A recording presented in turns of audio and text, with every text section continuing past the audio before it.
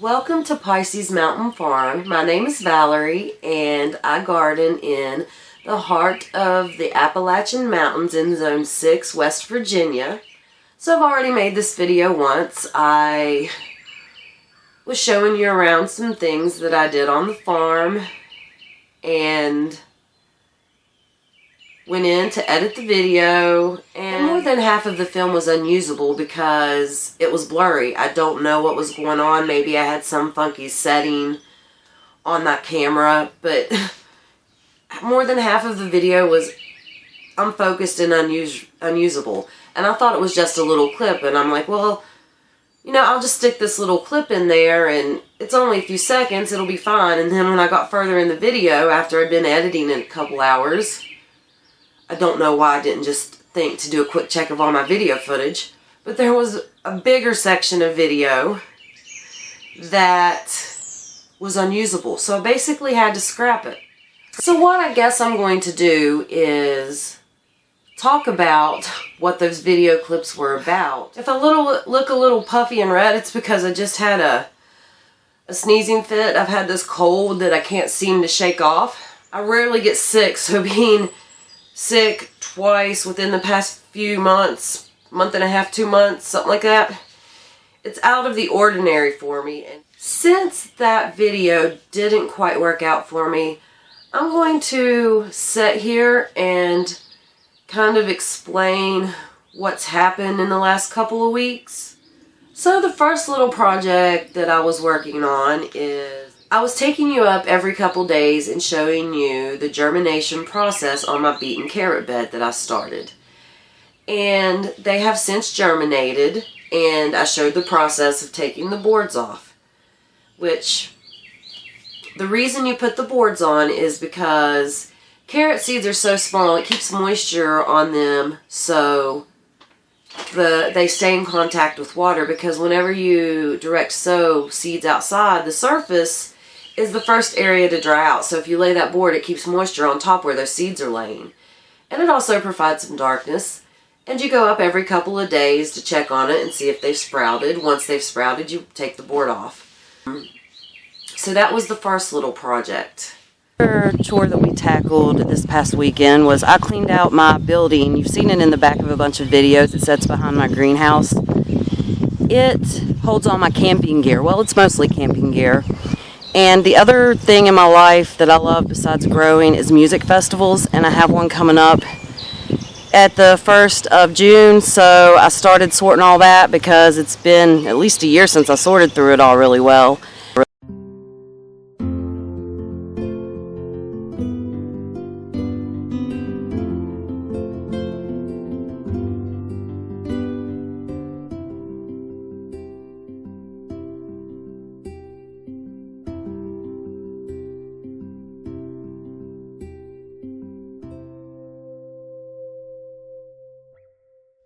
Alright, this is the little building in which I speak. It may still look messy because these curtains aren't in anything, but I separated those out because they go for decoration for my canopy, and I don't need all my sets, so I set the ones out that I do, and they need to be put in a bag. But all these drawers were sorted and wiped. All of this stuff was rearranged. I know it's hard to see, but the stuff that we're not using is towards the back, and the stuff we need to take with us, such as our mattress, our canopies and chairs, and these tubs, are all towards the front. The only thing that doesn't kind of fit is my lights, but I didn't really have anywhere else to put them for the moment, since I don't need them inside right now. But once I get my greenhouse cleaned up a little bit, I'll probably just store those in there for the summer. Okay, the next thing I did, and you got to realize this was a couple weeks ago now, is I took all the plants that weren't in tubs without holes or planters without holes. So what I mean is I've got this basil, for instance, growing in this tray, and there's no holes in the bottom. It's just a 10-20 flat without holes. Anything that was in a pot with holes got moved outside. Anything that was in a pot or a container without holes has lived in my greenhouse. I mean, my doors are wide open. I haven't been shutting it up. But I took the time and I moved all of those plants outside so they could start getting the benefit of the rain and hardening off.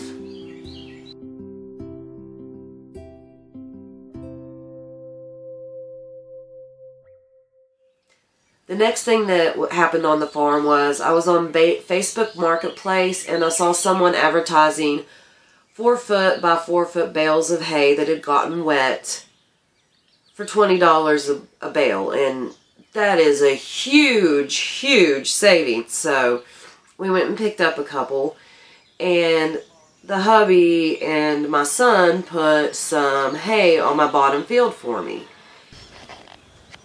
Alright, this right here is where I had my tomatoes last year, and as you can see we've got a bunch of hay down. We still got to do that part right back there.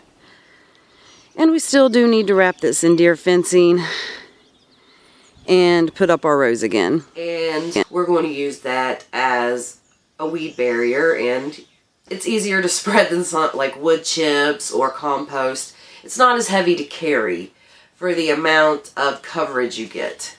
There are pros and cons to everything. I'm not saying one thing is best or one thing is bad. You need to do what's right for you and your land based on your soil test or experience or what you know works for you. And I use all the things, so I'm not trying to knock any of it. We got a good deal on hay. I've used hay before. I'm going to use it again. That's all it boils down to. I like it. I always want hay. Even if I'm using the other types of mulch, I still always want hay. It's a good organic layer to add. And as that's happening, we also realized that the supports under our porch had broken. Not the boards across, like the actual support. So we took the day, well, not me, I didn't do this. The hubby and my sons once again took the porch out.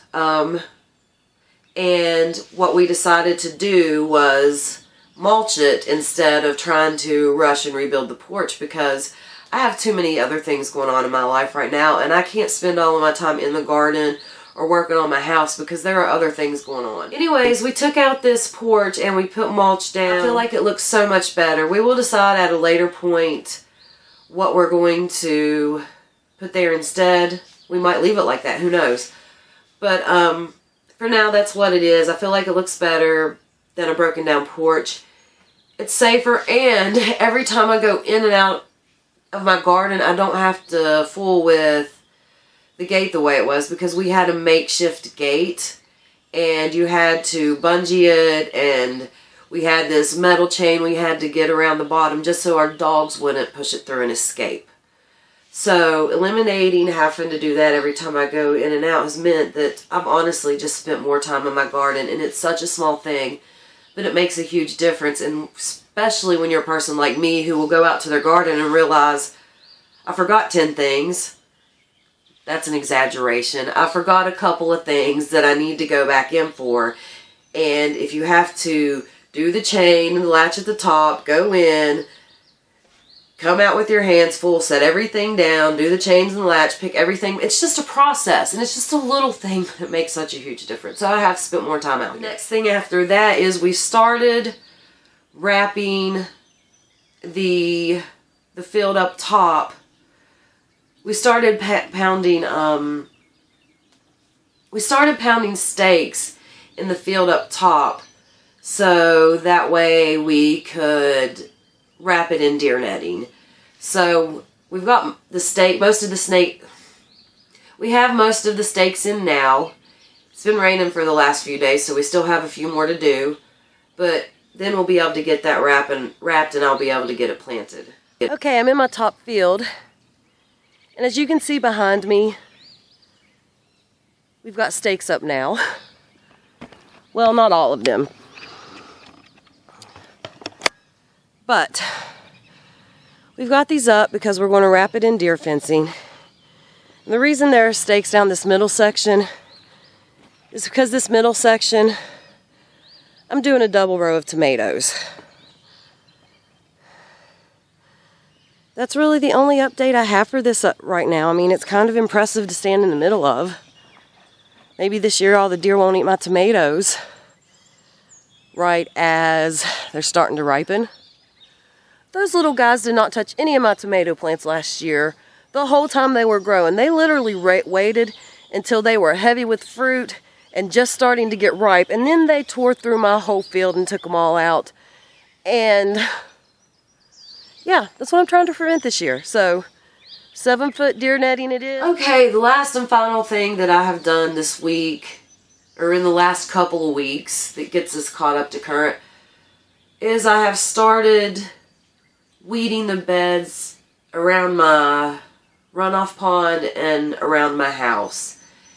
And I've planted a couple of flowers. I also weeded a little bit on one of my beds down on my bottom field where I planted my Lysianthus and stuff, but I only did a part of that because I did it while in the midst of this cold, so I was literally able to work like 20-30 minutes before I had to go inside and take a nap. I didn't realize I was feeling as run down as I was until I got out there and started working. And I just listened to my body, and I went in, I got hydrated, and I showered and took a nap, and I felt much better when I woke up. But the inevitable result was I got a tiny bit done. So I will save that for another video. Well, back to the beds around my runoff pond and around my house. I started weeding those, and I got a couple of decorative things planted.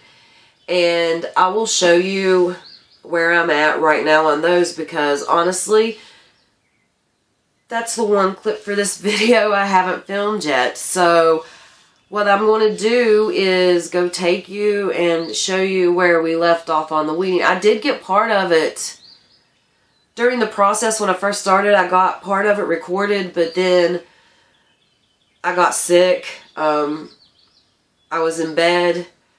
And then I came out here the other day and it was sprinkling and I didn't want to bring my camera out here. It wasn't sprinkling when I was out, but it was sprinkling intermittently off and on all day. So I didn't want to bring my camera out here and chance a downpour on my camera, so I didn't film the rest of it. So I will take you and show you where we are on that bed, and then we're all caught up. It's just one of those weeks. It's one of those things where, you know, do you ever have those days where you just drop everything you touch? I feel like that is a metaphor for the last couple weeks of my life. Like, it's just, nothing's quite worked out. I've had to do it the long way. I've had to take the scenic route. Alright, so let me show you these beds.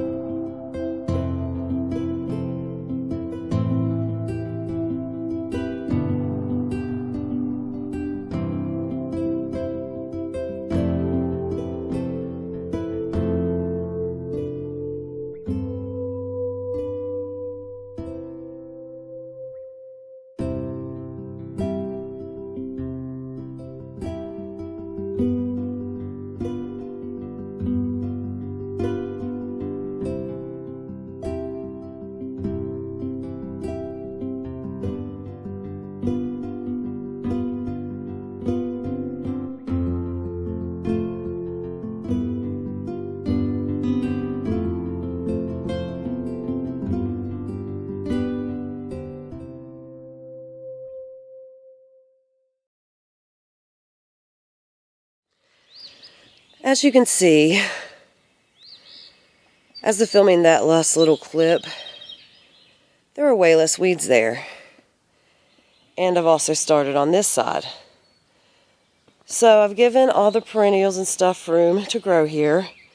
And I'll go through and point out everything on my next farm tour. Right now, I kind of just want to show you this weed-free, well, starting to be weed-free area.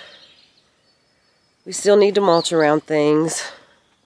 I'm sorry. Whenever I was filming initially, I didn't get a better shot of how weedy this area was. But you couldn't see any of this stuff. The hardest thing to weed out was this little patch of yarrow. I do want to say that since it's been weeded, I added butterfly pea, calendula, and these are 3 petunias that I bought from a little plant stand. The calendulas, there's a calendula there and a calendula there. There's a butterfly pea on both of those trellises. I grew that. The only thing I didn't grow in this bed are these 3 petunias. And they're the kind with the polka dots. Like they'll be pink with white polka dots, purple with white polka dot, and then that one is like a pink with a like yellow or peachish polka dot. That didn't come out well. We've still got to work our way. The whole thing looked like this. Like, you see how weedy this is? Everything looked that way.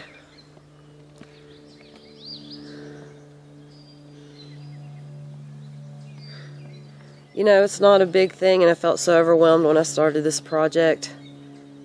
But it hasn't been taken as long as I thought, and it also makes me feel better and has much more of an impact with it being cleaned up and not as weedy than I thought it would. I just didn't realize how much better it'd make me feel just having the weeds removed. Okay guys, thanks for hanging out with me in my greenhouse and just listening to what my last couple of weeks have been, because honestly, I've needed you and I've needed this garden, and it's just keeping me sane right now. So thank you so much, with all sincerity. Thank you so much for hanging out with me. It really, really does my heart good. I hope that you find something that you like to look at, or you find something enjoyable about my garden. I know sometimes it doesn't look the prettiest, but hey, that's what a garden in progress is. One day it's going to be beautiful, and that's what I'm working toward. Sometimes I don't know where I'm going, but I know I'm going somewhere, so I just keep putting one foot in front of the other. And I think that's what this week's lesson has been, is just do what you can and keep going. So that's just a really long-winded way of me saying thanks for watching. I hope to see you next time. Goodbye, y'all.